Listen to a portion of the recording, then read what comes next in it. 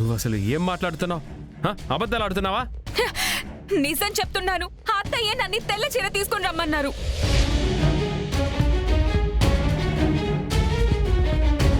నేను నమ్మను. నాకు నిజం చెప్పు. మా అమ్మ చెప్పిందా తీసుకురమ్మని? అత్తయ్యే చెప్పారు. అత్తయ్య మీరు మాట్లాడరేంటి? కొంచెం మాట్లాడండి. గగన్ గారు నన్ను అనుమానిస్తున్నారు.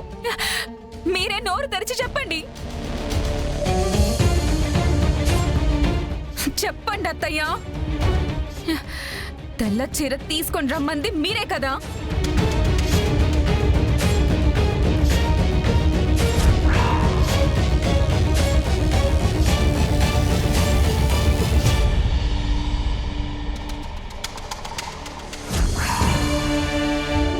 అమ్మా చెప్పమ్మా, నిజంగా నువ్వే అన్నావా తీసుకురమ్మని?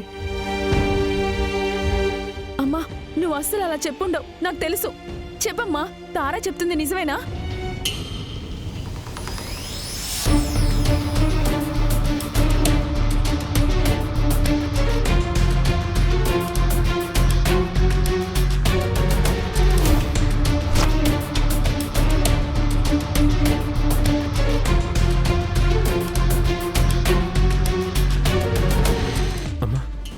నువ్వు తెల్ల చీర కట్టుకోవడం ఏంటమ్మా?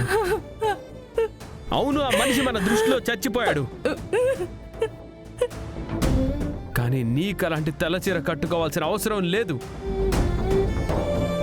అసలు నువ్వైనా భర్తగా అనుకుంటేనే కదా అలా అతను చనిపోయాడు అనుకోవడానికి.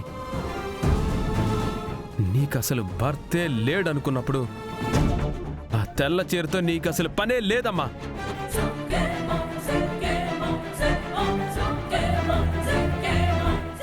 ఇంకొకరి గురించి ఆలోచించాల్సిన అవసరం అస్సలు లేదు. ఎందుకమ్మా అతను మన జీవితాల్లో లేనప్పుడు ఈ చిన్న చిన్న సంతోషాలు నువ్వెందుకు దూరం చేసుకోవాలి?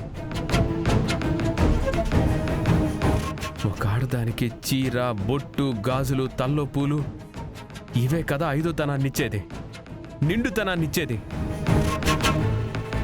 అతని కోసం నువ్వెందుకు ఈ సంతోషాల్ని దూరం చేసుకోవాలి? ఇప్పుడు చెప్తున్నాను, రేపతను నిజంగా చనిపోయినా కూడా నువ్వు ఈ తెల్ల చీర కట్టుకోవడానికి వీల్లేదు. మా అమ్మ ఎప్పుడు ఇలానే ఉండాలి, కళకళలాడుతూ ఉండాలి, హ్యాపీగా ఉండాలి, మాతో నవ్వుతూ ఉండాలమ్మా.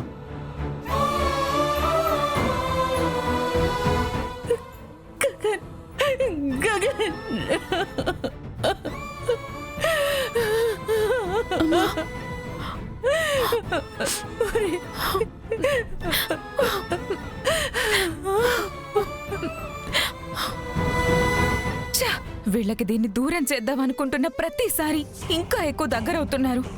వీళ్ళ మధ్యలో ఉన్న ప్రేమ చంపాలంటే డోస్ పెంచాలి. శారదను చూస్తే గగన్ కళ్ళల్లో నుంచి కన్నీళ్లు కాదు రావాల్సింది, తను అదే కళ్ళతో నిప్పులు చెరగాలి. చేస్తాను, ఖచ్చితంగా మార్చేస్తాను.